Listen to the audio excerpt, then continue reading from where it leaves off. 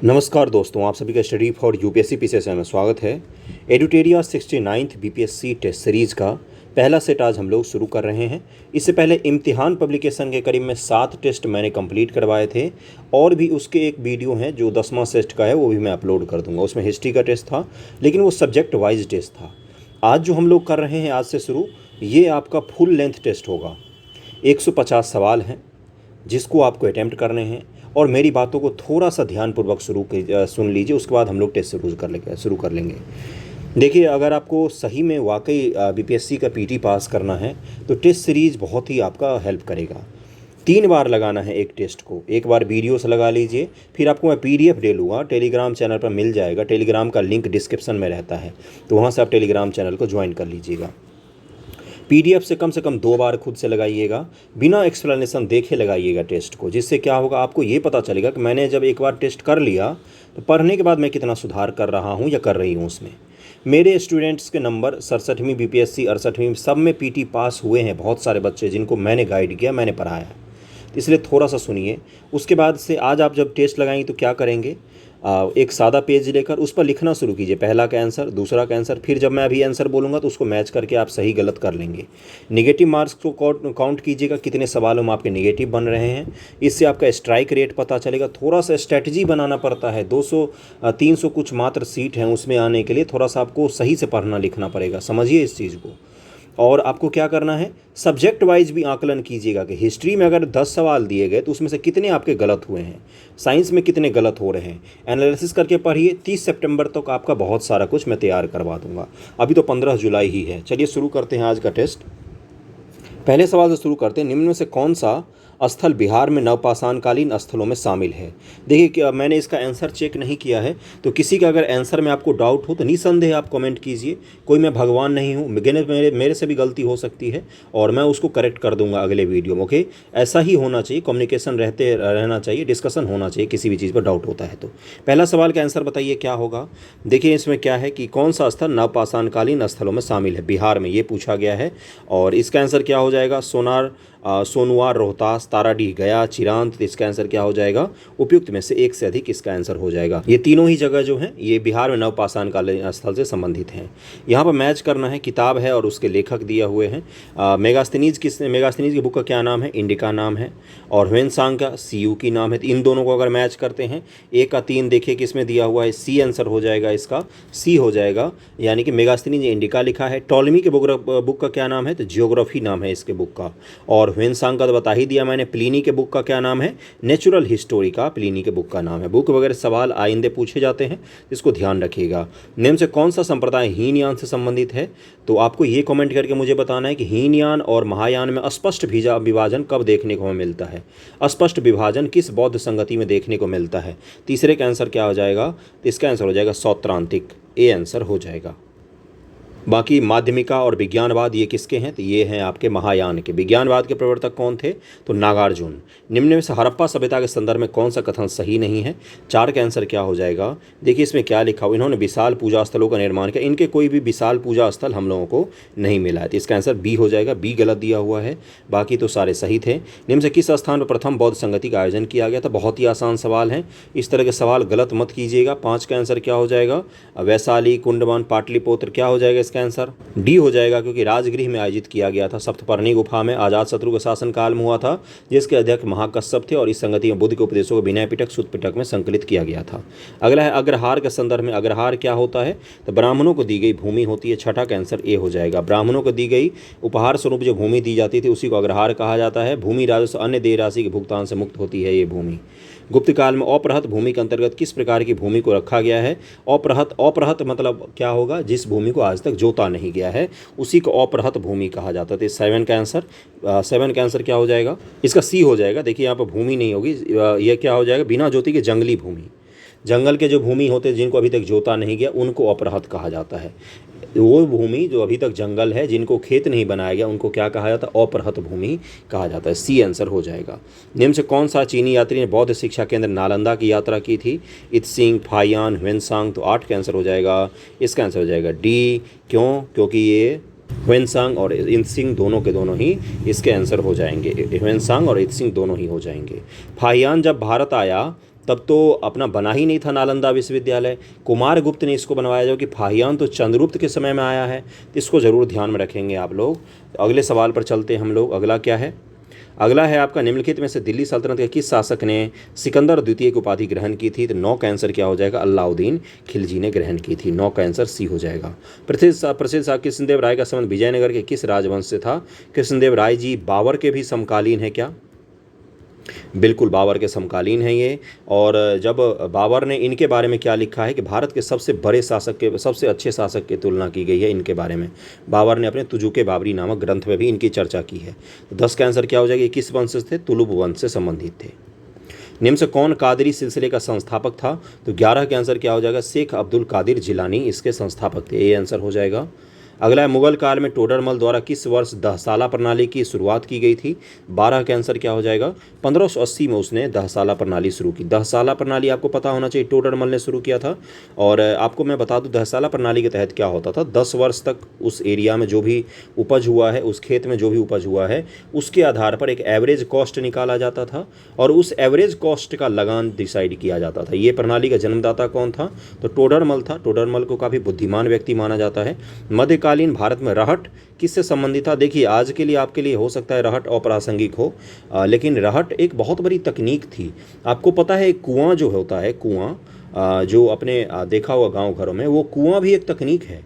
कुआं के कारण बहुत बड़ा परिवर्तन आया मानव के इतिहास में। मैं आपको थोड़ा सा बता देता हूँ, फिर आगे हम लोग बढ़ जाएंगे। मौर्य कालों में हम लोगों को कुआं का थोड़ा सा प्रचलन दिखता है। पता है कुआं के कारण क्या हुआ?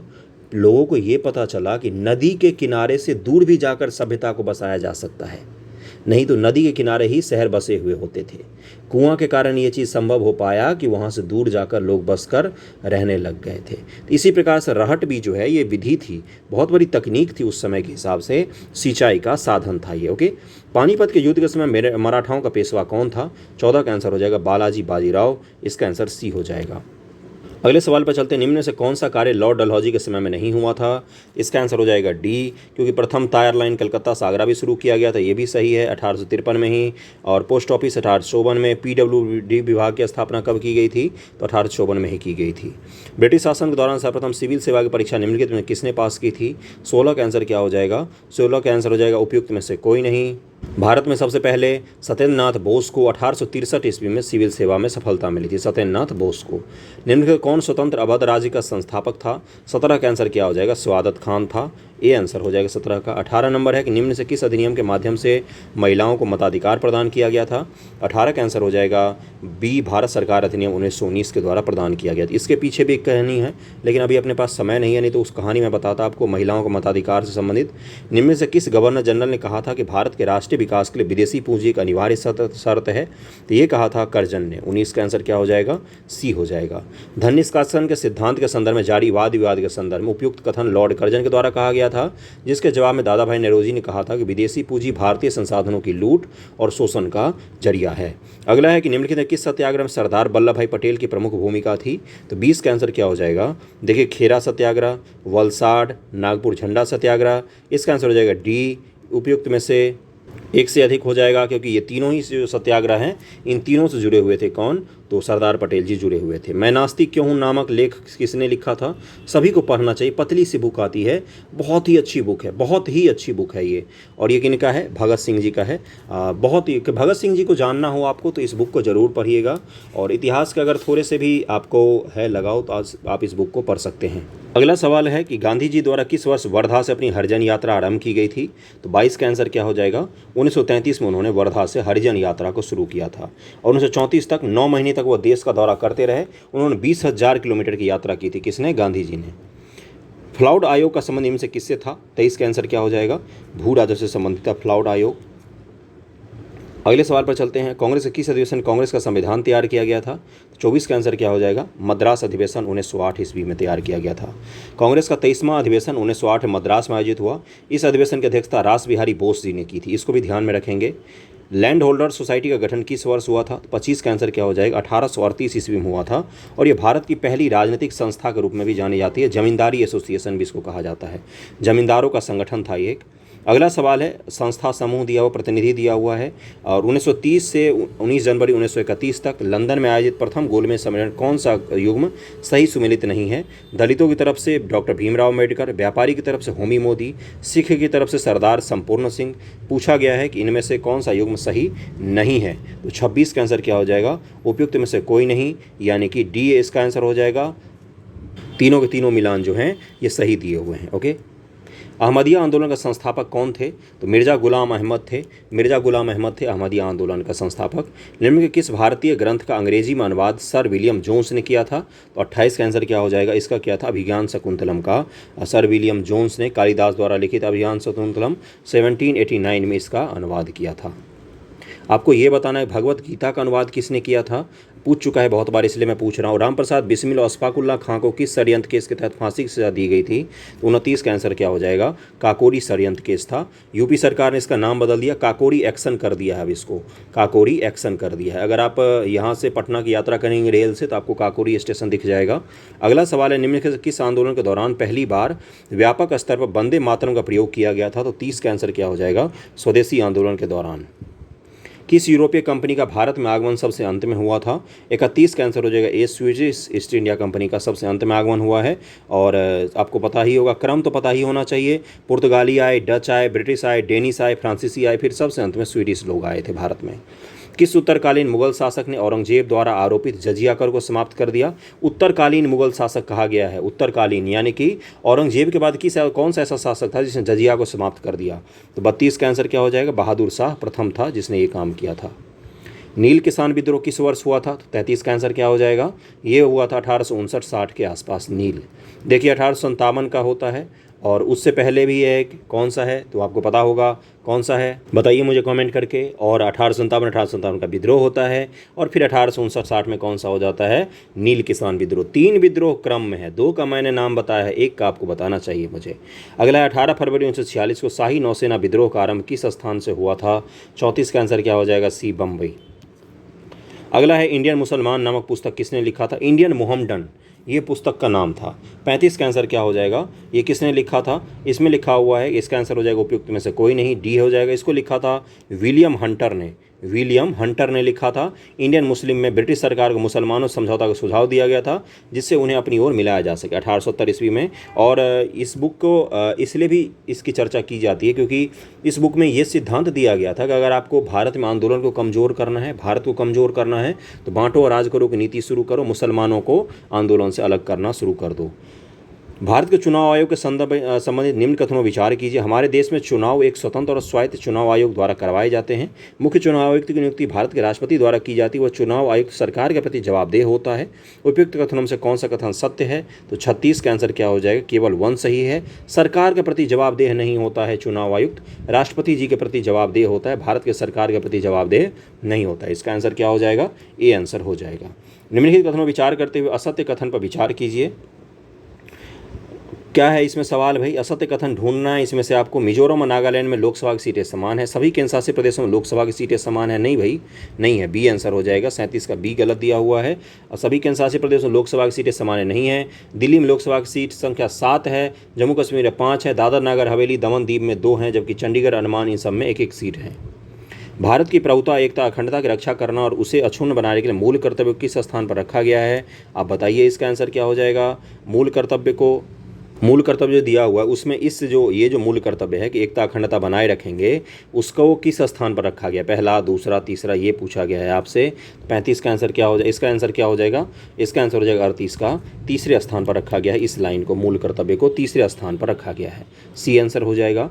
किसी गिरफ्तार व्यक्ति को न्यायालय के सामने प्रस्तुत करने हेतु न्यायालय कौन सी रिट जारी करेगा? तो 39 का आंसर हो जाएगा। इनमें से कोई नहीं, यानी कि इसका आंसर क्या हो जाएगा? बंदी प्रत्यक्षीकरण रिट जारी किया जाता है। इनमें से कोई भी रिट नहीं होगा।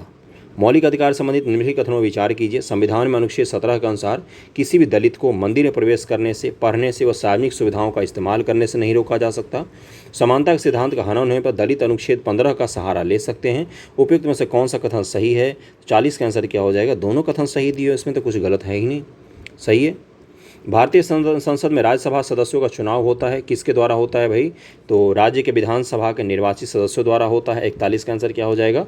सी हो जाएगा। आसान आसान सवाल हैं, गलत नहीं होने चाहिए, इनमें पहले ही बता रहा हूँ मैं। निम्न से कौन सा संविधान संशोधन 8वीं अनुसूची के भाषा से संबंधित नहीं है? तो 42 का आंसर क्या हो जाएगा? 26वां संशोधन जो है ये भाषा से संबंधित नहीं है। 26वां संशोधन अधिनियम 1971 भारतीय रियासतों के शासकों और पृथ्वी पर विशेषाधिकारों को समाप्त किया गया था इंदिरा गांधी जी के द्वारा। सर्वप्रथम एक निर्वाचित संविधान सभा के द्वारा भारत के संविधान का निर्माण करने का प्रस्ताव दिया गया था। किस में दिया गया था? तो 43 का आंसर क्या हो जाएगा? क्रिप्स मिशन में दिया गया था। क्रिप्स मिशन कब आया था? 1942 मार्च। सीक्वेंस में याद रखिएगा, कम से कम 1920 के बाद जो घटनाएं हुई हैं उनको सीक्वेंस में याद रखिएगा, क्योंकि बराबर पूछे गए हैं। 1942 के मार्च में क्रिप्स मिशन आया है, ये फेल हो गया। तभी 8 अगस्त को कौन सी क्रांति शुरू होती है? अगस्त क्रांति शुरू होती है, भारत छोड़ो आंदोलन की क्रांति शुरू होती है। निम्न से कौन से ऐसे राष्ट्रपति हैं जो राष्ट्रपति बनने के पूर्व उपराष्ट्रपति भी बने हैं?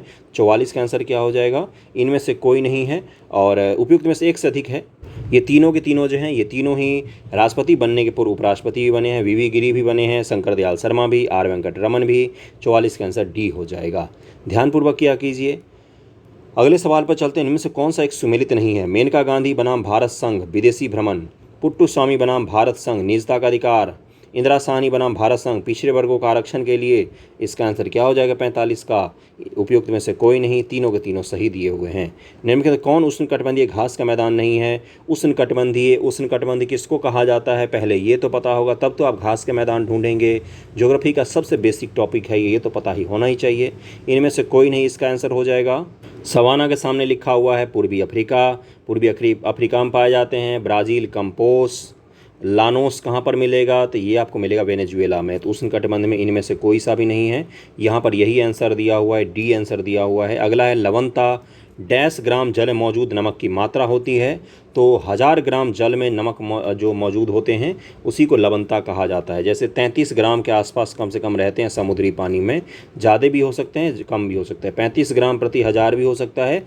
और जो बान झील है तुर्की का, उसमें 300 से ज़्यादा ग्राम प्रति 1000 ग्राम पर है, इसलिए वहाँ पर कोई डूब नहीं सकता। जो जितना ज़्यादा खारा जल होगा उसमें डूबने की जो प्रोबेबिलिटी होती है उतनी कम होती है। पृथ्वी पर उपलब्ध संपूर्ण जल महासागरीय जल के बाद दूसरा प्रमुख जल क्षेत्र कौन सा है? 48 का आंसर क्या हो जाएगा? बर्फ के छत्रक के रूप में मौजूद है, बर्फ के छत्रक के रूप में। निम्नलिखित खगोलीय स्थित किसी घटना को प्रकट करती है? सूर्य, चंद्रमा और पृथ्वी। बताइए क्या हो रहा है? ये तो सूर्य ग्रहण का घटना है। इसका आंसर क्या हो जाएगा? ये सूर्य ग्रहण है। क्या केवल एक ही आंसर होगा? एक बार और चेक कीजिए। आपने ज्वार भाटा पढ़ा है, इस समय बृहद ज्वार की स्थिति उत्पन्न होगी। एक ही तरफ से जल को खींचा जा रहा है, पृथ्वी के जल को, तो पृथ्वी क्या करेगी? बैलेंस करने के लिए अपनी इस तरफ के जल को ऊपर उठा देगी। इसी को क्या कहा जाता है? एक्सट्रीम बृहद ज्वार भाटा भी कहा जाता है। तो इसका आंसर क्या हो जाएगा? उपयुक्त में से एक से अधिक हो जाएगा। ए और सी दोनों के दोनों ही सही होंगे। जनसंख्या परिवर्तन के लिए कौन से कारक उत्तरदायी हैं? बताइए कौन कौन से कारक उत्तरदायी हैं? जन्म, मृत्यु और प्रवास तीनों ही उत्तरदायी होते हैं। इसका आंसर हो जाएगा ए। निम्नलिखित कौन सी सही सुमेलित है? Patagonia Argentina, Atacama Uzbekistan, Karakum Somalia. उपयुक्त में से एक से अधिक। तो बताइए 51 का आंसर क्या हो जाएगा? इसका आंसर हो जाएगा कि पेटागोनिया यहाँ पर सही दिया हुआ है, अर्जेंटीना। बाकी अटाकामा कहाँ है? तो ये उत्तरी चिली में है, दुनिया के सबसे गर्म जगहों में से एक आता है।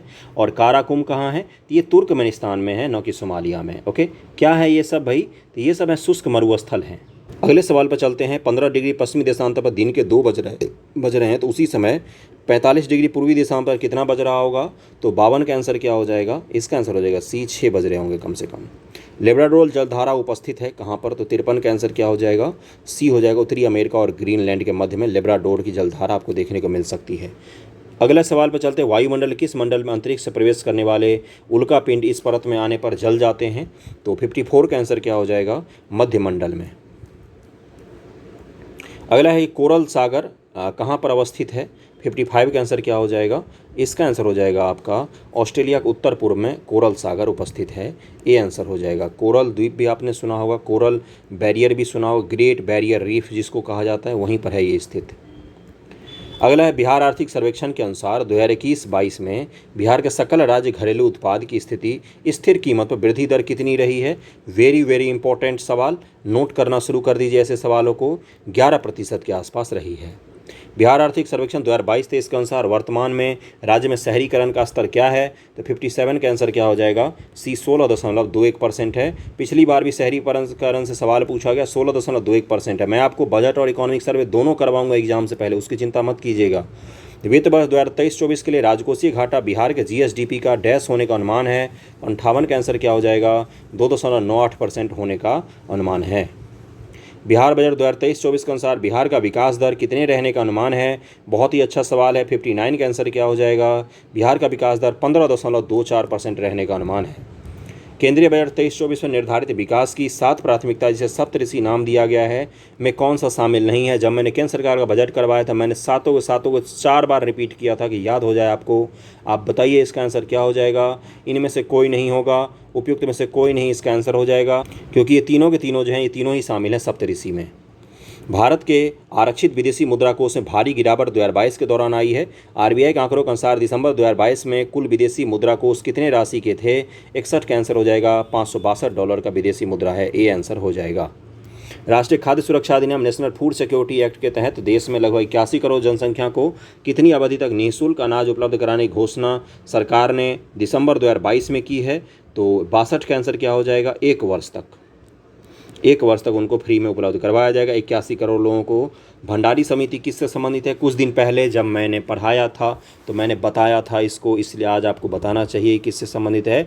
भंडारी समिति की स्थापना कब हुई थी, 1994-95 में ग्रामीण बैंक के पुनर्गठन और सुधार के लिए किया गया था, तो इसमें से कोई सा भी आंसर नहीं होगा। ग्रामीण बैंकों का पुनर्गठन और सुधार, ग्रामीण बैंकों का पुनर्गठन और सुधार, भंडारी समिति, याद कीजिए, मैंने एग्जाम बोल रहा हूँ, न्यूज़पेपर डिस्कशन में इसको करवाया है। अगले सवाल पर चलते हैं। निम्न से किसके द्वारा अनवरत योजना का प्रतिपादन किया गया है था, तो 64 का आंसर क्या हो जाएगा, इनमें से कोई नहीं। अनवरत योजना जो है इसको 1970 से 80 के बीच में अनवरत योजना लाया गया था, जिसका प्रतिपादन गुन्नार मिडल द्वारा अपनी पुस्तक द एशियन ड्रामा में किया गया है, तो इसको जरूर ध्यान में रखेंगे। The Gunnar Myrdal Asian drama नामक पुस्तक में किया गया था, और इसे लागू करने का श्रेय जनता पार्टी की सरकार को जाता है। पंचवर्षीय योजना को होल्ड करके और इसी योजना को लागू किया गया था। पंचवर्षीय योजना वगैरह से एक आध सवाल पूछे जाते हैं। अगला है 1938 से भारतीय राष्ट्रीय कांग्रेस द्वारा गठित राष्ट्रीय नियोजन समिति का अध्यक्ष कौन थे, तो 65 का आंसर क्या हो जाएगा, जवाहरलाल नेहरू जी थे। जवाहरलाल नेहरू जी थे। प्राकृतिक चयन का सिद्धांत किसके द्वारा दिया गया है, तो 66 का आंसर हो जाएगा, डार्विन के द्वारा दिया गया था। विनाइट्रीकरण में भाग लेने वाले जीवाणु कौन कौन से हैं, माइक्रोबैसिलस, साइनोबैक्टीरियम, थायरोबैसिलस, तो 67 का आंसर क्या हो जाएगा, इनमें से एक से अधिक हो जाएंगे इसका आंसर। कौन कौन से आंसर हो जाएंगे, तो माइक्रोबैसिलस और थायोबैसिलस इसके आंसर हो जाएंगे। साइनोबैक्टीरिया सूर्य के प्रकाश की उपस्थिति में अपना भोजन बनाते हैं, अर्थात ये स्वपोषी होते थे। ये तो आंसर नहीं होगा, ए और बी इसका आंसर हो जाएगा, इसलिए डी आंसर होगा। घोंघा, सीप, कटल फिश, ऑक्टोपस निम्न से किस संघ के जीव हैं, ये सभी आपका बायोलॉजी और साइंस के सवाल शुरू हो गए हैं। 68 का आंसर हो जाएगा बी, मोलक्का संघ के जीव हो गए। पादप कोशिका में वर्णक उपस्थित होते हैं, 69 का आंसर क्या हो जाएगा, बी, लवक में। निम्न में से उभयलिंगी पुष्पों की विशेषता है, क्या है उनकी विशेषता भाई, 70 का आंसर क्या हो जाएगा, अंडप और पुंकेसर दोनों की उपस्थिति होती है उभयलिंगी पुष्पों में। कार्बोहाइड्रेट के संबंध में निम्न कथनों पर विचार कीजिए। ग्लूकोज को रक्त शर्करा कहा जाता है, और डाइसेक्रेटाइड्स को जल अपघटन संभव है, और पैलियोसेक्रेटाइड्स जल में अघुलनशील होते हैं। मोनोसेक्रेटाइड्स जल अपघटन किया जा सकता है, तो 71 का आंसर क्या हो जाएगा, 71 का आंसर हो जाएगा सी, यानी कि 1, 2, 3 सही है, चौथा गलत दिया हुआ है। निम्न से किस खनिज की उपस्थिति से मानव शरीर में अंगघात का जोखिम बढ़ जाता है, तो 72 का आंसर क्या हो जाएगा, पोटेशियम, सी आंसर हो जाएगा। अगला है अग्नाशय में उपस्थित गामा कोशिकाओं से कौन से पदार्थ स्रावित होते हैं, तो 73 का आंसर क्या हो जाएगा, इसका आंसर हो जाएगा सी, पॉलीपेप्टाइड स्रावित होते हैं, पॉलीपेप्टाइड। निम्न से मानव शरीर के किस अंग में यूरिया का निर्माण होता है, वेरी वेरी इंपॉर्टेंट सवाल, 74 का आंसर हो जाएगा यकृत में। अगला है निम्न से प्रोटोजोआ जनित रोग है कौन सा है, तो 75 का आंसर क्या हो जाएगा, इनमें से एक से अधिक हैं प्रोटोजोआ जनित, कौन कौन से होते हैं, मलेरिया और सोने की बीमारी जो हैं ये दोनों ही प्रोटोजोआ जनित हो सकते हैं, इसलिए इसका आंसर डी हो जाएगा। शुद्ध जल का त्रिक बिंदु कितने दाब पर होता है, तो 76 का आंसर क्या हो जाएगा, 611.65 पास्कल पे हो जाएगा। पास्कल में स्केल में पूछा गया है। देखिए अलग अलग स्केल को ध्यान में रखिएगा, कई बार आपको फ़ारेनहाइट से सेल्सियस, सेल्सियस से पास्कल, पास्कल से फ़ारेनहाइट इसमें पूछ सकता है आपसे, इसको ज़रूर ध्यान में रखिएगा अलग अलग दाब बिंदुओं पर। यहाँ पर प्रेशर पूछा गया, मैंने सेल्सियस बोल दिया। मतलब टेम्परेचर में कई बार आपसे सेल्सियस टू फ़ारेनहाइट, फ़ारेनहाइट से सेल्सियस पूछा जा सकता है। ये तो दाब का सवाल था, उसमें आपसे पूछा जा सकता है। तो इसलिए मैं कह रहा हूँ उसका जो फॉर्मूला होता है ना, उसको आप ज़रूर ध्यान में रखिएगा, क्योंकि एक बार कैलकुलेट करने को भी दे दिया गया था एग्जामिनेशन में। ओके, अगले सवाल पर चलते हैं। वैसे त्रिक बिंदु क्या होता है? त्रिक बिंदु का मतलब होता है जिस ताप एवं दाब पर किसी पदार्थ की तीनों ही अवस्था, ठोस, द्रव एवं गैस का एक साथ साम्यावस्था में होती है, उसी को त्रिक बिंदु कहते हैं। शुद्ध जल का त्रिक बिंदु होता है 611.65 पास्कल दाब। ओके, अगला है 9.467 × 10⁻15 का कोटि मान कितना होगा? तो 77 का आंसर क्या हो जाएगा? 15 होगा। अगला है आपका दूध से मक्खन बनाने के लिए मशीन किस पर क्रियाशील होती है? सब आसान सवाल होते हैं, बोनस सवाल होते हैं। इसका आंसर हो जाएगा अपकेंद्रीय बल दिया हुआ है, यहाँ पर बी दिया हुआ है। दूध से मक्खन बनाने वाली मशीन अपकेंद्रीय बल पर क्रियाशील होती है। ये एक आभासी बल होता है जो वृत्तीय पथ पर गतिशील वस्तु में केंद्र से दूर की तरफ भागने की प्रवृत्ति होती है, केंद्र से दूर की तरफ। ओके, अगला है कि कार्य का मान किन किन स्थितियों में शून्य हो सकता है? 79 का आंसर हो जाएगा इनमें से एक से अधिक हो जाएगा। कौन कौन से आंसर हो जाएंगे भाई? तो यहाँ पर बी और सी दोनों ही आंसर हो जाएगा। जब विस्थापन शून्य हो और जल बल और विस्थापन की दिशाएं परस्पर लंबवत हो तब भी शून्य हो जाएगा। किसी वस्तु का भार क्या होगा? 80 का आंसर क्या हो जाएगा? ध्रुवों पर अधिकतम होता है। इसका आंसर बी हो जाएगा। 81 नंबर सवाल पर चलते हैं। निम्नलिखित कथनों विचार कीजिए। परम दाब एवं वायुमंडलीय दाब का अंतर गेज दबाव कहलाता है। गेज दाब का मान हमेशा धनात्मक होता है। निर्वात के दाब के सापेक्ष मापा गया दाब परम दाब कहलाता है। 81 का आंसर क्या हो जाएगा? 1 और 3 सही दिया हुआ है, दूसरा गलत दिया हुआ कथन सही पूछा गया है आपसे। सी आंसर हो जाएगा इसका। गेज दाब वायुमंडलीय दाब के सापेक्ष माना जाता है, इसलिए गेज दाब का मान ऋणात्मक और धनात्मक दोनों ही हो सकता है। अगले सवाल पर हम लोग चलते हैं कि पराश्रव ध्वनि तरंगों की आवृत्ति क्या होती है? पराश्रव्य के बारे में पूछा गया है, तो 20,000 हर्ट्ज होती है। 20 हर्ट्ज से 20,000 हर्ट्ज तक जो होता है वही श्रव्य होता है। पराश्रव्य और अवश्रव्य, इसके 20 हर्ट्ज से कम का अवश्रव्य हो जाएगा, 20,000 हर्ट्ज से ज़्यादा को पराश्रव्य कहा जाता है। ओके, अगला है कि विशिष्ट ऊष्मा की एसआई इकाई क्या होती है? तो 83 का आंसर क्या हो जाएगा? जूल पर किलोग्राम पर केल्विन। अगले सवाल पर चलते हैं। प्रकाश की वर्ण विक्षेपण में लाल रंग का परास होता है। 84 का आंसर क्या हो जाएगा? सी हो जाएगा। 6200 एंगस्ट्रम से 7800 एंगस्ट्रम। एक एंगस्ट्रम का वैल्यू कितना होता है आपको पता होना चाहिए, ज़रा बताइए मुझे कमेंट करके। विद्युत फ्यूज में इस्तेमाल किए जाने वाले मिश्र धातु का गुण क्या होता है? तो मिश्र धातु जो विद्युत फ्यूज में यूज किया जाता है उसका गलनांक कम होता है एवं रेसिस्टेंस बहुत हाई होता है। तो क्या हो जाएगा? निम्न गलनांक उच्च प्रतिरोध हो जाएगा। निम्नलिखित वैज्ञानिकों में से किसी ने स्थिर अनुपात के नियम को प्रतिपादित किया था? तो 86 का आंसर क्या हो जाएगा? जोसेफ प्राउस ने किया था। देखिए, अगर आपको साइंस में इंग्लिश और हिंदी में दिक्कत हो रही है तो आपको मैं बता दूं, एग्जाम में आपको इंग्लिश हिंदी दोनों में सवाल दिए जाएंगे, तो आप अपनी सुविधा के हिसाब से प्रैक्टिस कर सकते हैं। ऐसा कुछ भी नहीं है, एग्जामिनेशन में आपको दिक्कत नहीं होगी। कार्बन मुक्त परमाणु ऊर्जा से उत्पन्न होने वाले हाइड्रोजन का क्या नाम है? तो 87 का आंसर क्या हो जाएगा? इसको कहा जाता है गुलाबी हाइड्रोजन। निम्न से किस में विद्युत संयोजी, सह संयोजक एवं उप संयोजक तीनों प्रकार के बंध पाए जाते हैं? 88 का आंसर हो जाएगा डी। उपयुक्त में से एक से अधिक में पाए जाते हैं। अमोनियम क्लोराइड हो जाएगा, उसके बाद अमोनियम ब्रोमाइड हो जाएगा, और यही दोनों आंसर हो जाएंगे। अगले सवाल पर चलते हैं हम लोग। किण्वन का प्रयोग निम्नलिखित किसके निर्माण में किया जाता है? तो किण्वन विधि के द्वारा इनमें से एक से अधिक चीज़ें हो जाएंगी। कौन कौन सी चीज़ें हो जाएंगी? शराब, उसके बाद से ब्रेड, बिस्कुट, केक, पेस्ट्री, दही, सिरका, इन सभी के निर्माण में किण्वन का उपयोग किया जाता है। प्राकृतिक स्रोत तथा अम्ल एसिड के निम्नलिखित युग्मों से कौन सा युग्म सही है? तो 90 का आंसर क्या हो जाएगा? इसका आंसर हो जाएगा टमाटर पालक के सामने ऑक्जेलिक अम्ल लिखा हुआ है, ये बिल्कुल सही दिया हुआ है। दही में कौन सा हो जाएगा? तो लैक्टिक एसिड हो जाएगा। संतरा में कौन सा होता है? तो संतरा में हो और नींबू में सिट्रिक अम्ल हो जाएगा। टमाटर पालक में ऑक्जेलिक अम्ल सही दिया हुआ है। सिरका में एसिटिक एसिड, आंवला, पपीता और ब्रोकली में स्कॉर्बी अम्ल होते हैं। इसको जरूर ध्यान में रखिएगा। अम्ल जलीय विलयन में जल के साथ अभिक्रिया करके क्या मुक्त करते हैं? तो 91 का आंसर हो जाएगा हाइड्रोजन आयन को मुक्त करते हैं। कास्टिक सोडा का रासायनिक सूत्र क्या होता है? तो 92 का आंसर क्या हो जाएगा? NaOH होता है कास्टिक सोडा का। मिलेराइट निम्नलिखित में किसका अयस्क है? तो 93 का आंसर क्या हो जाएगा? मिलेराइट निकेल का अयस्क होता है, ये आंसर हो जाएगा। 94 नंबर है कि एक अल्फा कण में प्रोटॉन तथा न्यूट्रॉन की संख्या क्रमशः कितनी होती है? तो 94 का आंसर हो जाएगा दोनों ही 2-2 होती हैं। अगले सवाल पर चलते हैं 95 पर। निम्नलिखित में से किसे कृत्रिम रेशम भी कहा जाता है? तो रेयॉन को कहा जाता है कृत्रिम रेशम, ए आंसर हो जाएगा। निम्नलिखित किस राज्य में दुनिया की सबसे ऊंची भगवान शिव की प्रतिमा विश्वास स्वरूपम का अनावरण किया गया है? तो ये राजस्थान में इसका अनावरण किया गया, राजस्थान हो जाएगा, बी हो जाएगा, बी हो जाएगा। इसको जरूर ध्यान में रखना, राजस्थान के नाथ द्वार में भगवान शिव की दुनिया की सबसे ऊंची प्रतिमा का अनावरण किया गया है। इसकी ऊंचाई 369 फीट है, 369 फीट है। ओके। वित्तीय अपराधों में शामिल साइबर क्राइम के विरुद्ध सीबीआई द्वारा किस ऑपरेशन की शुरुआत की गई है? तो 97 का आंसर हो जाएगा। ऑपरेशन चक्र को शुरू किया है सीबीआई ने। प्रधानमंत्री मोदी ने किस राज्य में स्थित मोढेरा गांव को भारत का पहला 24x7 सौर ऊर्जा संचालित गांव घोषित किया है? तो मोढेरा कहां पर है? ये सब मैंने उसमें करवाया है अपना न्यूज़पेपर डिस्कशन में, मैंने ऑपरेशन चक्र भी बताया है और मोढेरा गांव का भी बताया था। तो ये गुजरात राज्य में स्थित है। 98 का आंसर क्या हो जाएगा? ए हो जाएगा। अगला है कि अक्टूबर 2022 में राष्ट्रपति ने राज्यसभा के लिए 4 सदस्यों को मनोनीत किया, निम्नलिखित कौन उसमें शामिल नहीं है? तो 99 का आंसर क्या हो जाएगा? श्री कपिल कपूर शामिल नहीं है इसमें। राष्ट्रपति ने राज्यसभा के लिए 4 सदस्यों को मनोनीत किया, जिसमें पीटी उषा, इलैया राजा, वीरेंद्र हेगड़े, केपी विजेंद्रन और प्रसाद हैं, ये फिल्म निर्देशक हैं, इनको भी शामिल किया गया था। निम्न के किस राज्य भारत का पहला वानिकी विश्वविद्यालय स्थापित किया जा रहा है? वानिकी विश्वविद्यालय के बारे में, तो इसका आंसर क्या हो जाएगा? 100 का आंसर हो जाएगा। तेलंगाना में वानिकी विश्वविद्यालय लगाया जाएगा। निम्न के इस राज्य में दुनिया का सबसे ऊंचा मतदान केंद्र खोला गया है? तो 101 का आंसर क्या हो जाएगा?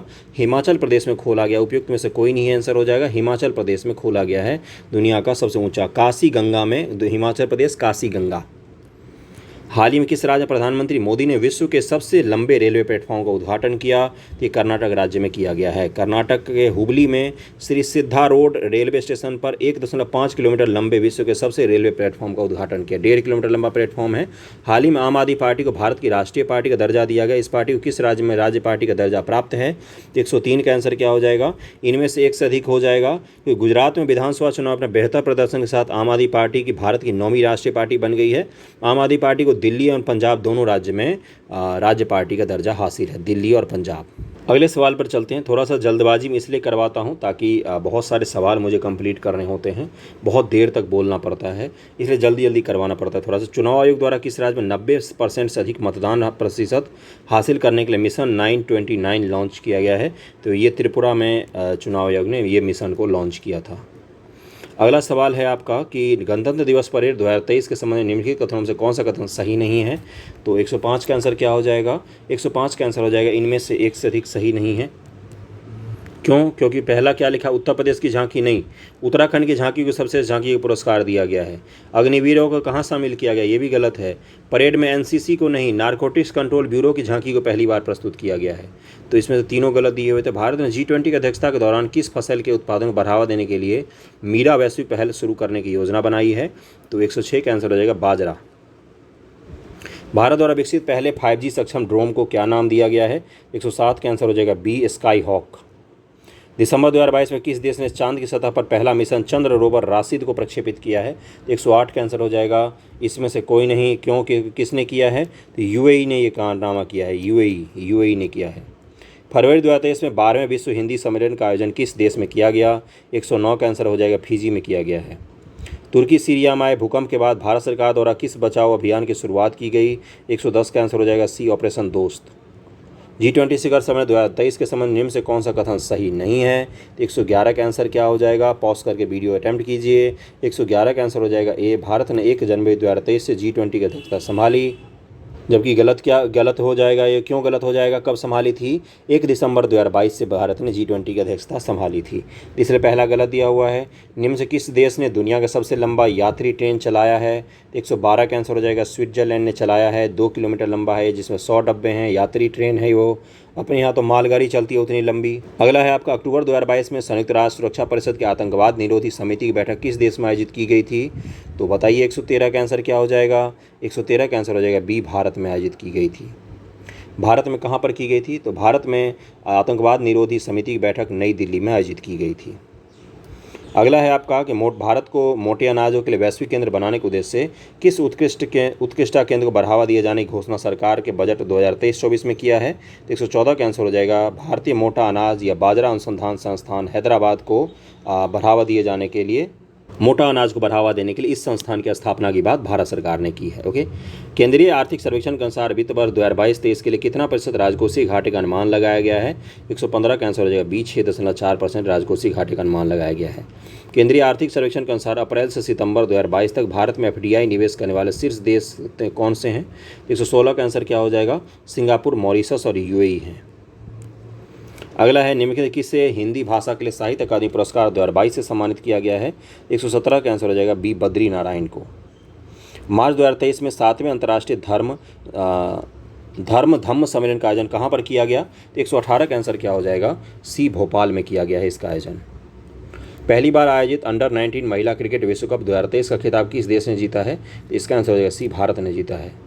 हाल ही में किस राज्य सरकार के द्वारा मुख्यमंत्री शिक्षा पुरस्कार योजना की शुरुआत की गई है? 120 का आंसर क्या हो जाएगा? उड़ीसा। करंट अफेयर अगर आपके गलत हो रहे हैं, इसमें कोई परेशान होने की बात नहीं है। इतना करंट अफेयर आपका एमसीक्यू तैयार हो रहा है, इसलिए अगर जीएस में गलत होते हैं तो एक बार को आप पढ़िए, रिवाइज कीजिए। करंट अफेयर का टेंशन मत लीजिए, इसको करंट अफेयर को बस 2 बार और देख लीजिएगा, जिससे आपका अच्छे से रिवीजन हो जाए। ओके, अगला है क्या कि मई 2023 में निम्न से किसे विश्व बैंक के अध्यक्ष के रूप में नियुक्त किया गया है? 121 का आंसर क्या हो जाएगा? अजय बंगा को नियुक्त किया गया है, बी आंसर हो जाएगा। सितंबर 2022 में जारी मानव विकास सूचकांक 2021-22 के संबंध में कौन सा कथन सत्य है? 122 का आंसर क्या हो जाएगा? इसमें है कि इस सूचकांक में स्विट्जरलैंड को शीर्ष स्थान प्राप्त हुआ है। केवल यही कथन, केवल 1 कथन सही दिया हुआ है, बाकी दोनों गलत दिया हुआ है। दूसरा गलत क्यों है? क्योंकि मानव विकास सूचकांक 2020 में भारत का जो रैंक था वो 131वां था, 131 था, 129 लिखा हुआ यहाँ पर, इसलिए दूसरा गलत दिया हुआ, केवल 1 सही है। अगले सवाल पर हम लोग चलते हैं। 36वें राष्ट्रीय खेल 2022 के संबंध में कौन सा कथन सत्य नहीं है? 123 का आंसर क्या हो जाएगा? 27वां राष्ट्रीय खेल का आयोजन मध्य प्रदेश में किया जाएगा, ये यहाँ पर गलत दिया हुआ है। इसका आयोजन जो है वो गुजरात में किया जाएगा। कहाँ पर किया जाएगा? तो गुजरात में किया जाएगा। ओके, अगले सवाल पर हम लोग चलते हैं। बिहार विधानसभा में वित्त मंत्री विजय कुमार चौधरी द्वारा वर्ष 2022-23 का आर्थिक सर्वेक्षण पेश किया गया, इसके संबंध में कौन सा कथन सत्य है, ये बताना है आपको। 124 का आंसर क्या हो जाएगा? इनमें से एक से अधिक सत्य दिए हुए हैं। यह बिहार का 17वां आर्थिक सर्वेक्षण था, बिल्कुल सही दिया हुआ है। क्या लिखा हुआ? 21-22 में बिहार में आर्थिक विकास दर 10.98% रही है, तो इसका आंसर क्या हो जाएगा? ये भी सही है। और आर्थिक विकास की दर के मामले में बिहार देश में 3रे स्थान पर है, तो इसका आंसर क्या हो जाएगा? ये भी सही दिया हुआ है। इसको जरूर ध्यान में रखिएगा, तीनों के तीनों सही दिए हुए हैं। बिहार सरकार द्वारा वर्ष 2023-24 के लिए लगभग ₹100 के कुल परिव्यय के साथ राज्य का बजट पेश किया गया है। 125 का आंसर हो जाएगा, 2.26 लाख करोड़ रुपए का बजट पेश किया गया है। बिहार के प्रथम मुख्यमंत्री कौन थे? 126 का आंसर हो जाएगा सी, मोहम्मद यूनुस दिया हुआ है यहाँ पर आंसर। बिहार का प्रथम विधानसभा चुनाव 1937 में हुआ, जिसमें कांग्रेस ने जीत दर्ज की। कांग्रेस पार्टी द्वारा राजनीतिक स्वायत्तता का आश्वासन नहीं मिलने पर केंद्रीय मंत्रिमंडल के गठन से इनकार कर दिया गया था। तात्कालिक गवर्नर ने इंडिपेंडेंट पार्टी के मोहम्मद यूनुस को सरकार बनाने का दायित्व सौंपा था। बिहार विधानसभा मंडल में कौन सा कथन सही नहीं है बिहार विधानमंडल के संबंध में, ये बताना है आपको। 127 का आंसर क्या हो जाएगा? विधानसभा में सदस्यों की संख्या 343 है, यही तो गलत है। 243 से आसान सवाल था ये तो। बिहार पंचायती राज व्यवस्था के संबंध में सही सुमेलित नहीं है, ये बताना है आपको। मुखिया प्रत्यक्ष चुनाव, सरपंच प्रत्यक्ष चुनाव, प्रमुख प्रत्यक्ष चुनाव, बताइए कौन सा सही नहीं है। तो 128 का आंसर क्या हो जाएगा? 128 का आंसर हो जाएगा प्रमुख का सामने जो प्रत्यक्ष चुनाव दिया हुआ है, यही यहाँ पर गलत दिया हुआ है। जो प्रमुख होता है उसका चुनाव प्रत्यक्ष तरीके से नहीं होता है। बिहार विधानसभा का प्रथम चुनाव 1937 ईस्वी के बाद प्रोटेम स्पीकर नियुक्त हुए थे कौन? तो 129 का आंसर क्या हो जाएगा? डॉक्टर सच्चिदानंद सिन्हा को नियुक्त किया गया था। बिहार के राजकीय गीत को कब अपनाया गया है? 130 का आंसर क्या हो जाएगा? 2012 ईस्वी में अपनाया गया है। इसके गीतकार सत्यनारायण हैं और इसके संगीतकार हरिप्रसाद चौरसिया और शिव कुमार शर्मा हैं। इसे वर्ष 2012 में अपनाया गया। मेरे भारत के कंठहार तुझको सत सत बंदन बिहार, यही है अपने बिहार का गीत। इसको जरूर ध्यान में रखिएगा। गीत तो नहीं ही आता होगा किसी को भी, मुझे भी नहीं आता है। निम्नलिखित में से किस महाजनपद का विस्तार वर्तमान बिहार राज्य क्षेत्र में नहीं था? बताइए। अंग, मगध, वज्जी संघ। 131 का आंसर क्या हो जाएगा? इनमें से कोई नहीं, तीनों के तीनों ही बिहार के स्थित थे। राजगीर के जैन मंदिर में किस सल्तनत शासक द्वारा दान देने के प्रमाण मिले हैं? 132 का आंसर हो जाएगा, फिरोज शाह तुगलक ने दान दिया था। प्रांतपति मानसिंह के समय बिहार की राजधानी कहाँ पर थी? 133 का आंसर हो जाएगा, रोहतास। निम्न से कौन बिहार विभूति के नाम से प्रसिद्ध है? आसान सवाल है ये, अनुग्रह नारायण सिंह। निम्न से कौन सी नहर गंडक नदी से संबंधित है? 135 का आंसर क्या हो जाएगा? डी, इनमें से एक से अधिक। क्योंकि ये सभी नहरें त्रिवेणी, तिरहुत, दोन ये सभी गंडक नदी से संबंधित हैं। बिहार का प्रसिद्ध मलेमास मेला का संबंध किस जिले से है? मलमास मेला कहा जाता है। तो 136 का आंसर क्या हो जाएगा? मलेमास मेला का संबंध बिहार के नालंदा जिले के राजगीर से है। तो इसका आंसर डी हो जाएगा, उपयुक्त में से कोई नहीं। निम्न से कौन सी नदी उत्तर बिहार में नहीं प्रवाहित होती है? तो 137 का आंसर क्या हो जाएगा? अजय नदी है, ये दक्षिण बिहार की नदी है। निम्न से कौन सा सही सुमेलित नहीं है? घोघा झील कटिहार, अनुपम झील रोहतास, सिमरी झील सहरसा, उपयुक्त में से कोई नहीं। 138 का आंसर क्या हो जाएगा? अनुपम झील जो है ये रोहतास, यहाँ पर गलत दिया हुआ है। अनुपम झील कहाँ पर है? अनुपम झील है आपका कैमूर जिले में। तो इसका आंसर क्या हो जाएगा? बी गलत दिया हुआ है यहाँ पर। अगला है कि बिहार में रेलवे विद्युत इंजन कारखाना कहाँ पर स्थापित है? तो 139 का आंसर हो जाएगा मधेपुरा में स्थापित है। 140 है कि बिहार में सर्वाधिक जनसंख्या घनत्व वाले 3 जिले कौन से हैं? सबसे ज़्यादा जनसंख्या घनत्व वाले क्रम से आपको बताना है कौन कौन से हैं। तो शिवहर, फिर पटना, फिर मुजफ्फरपुर हो जाएगा इसका आंसर।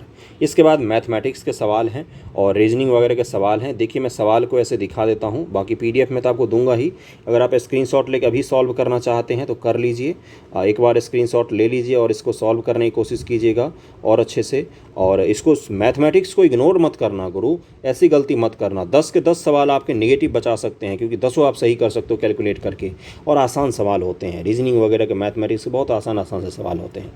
तो आप बताइए कमेंट करके आपके कितने मार्क्स आए हैं। ईमानदारी पूर्वक नहीं बता सकते तो मुझे मैसेज करके बता दीजिएगा। कि दिक्कत आ रही हो तो इंस्टाग्राम पर आप मुझे फॉलो कर सकते हैं, पूछ सकते हैं, मैं बता दूंगा आपको। Thank you so much test लगाने के लिए, धन्यवाद।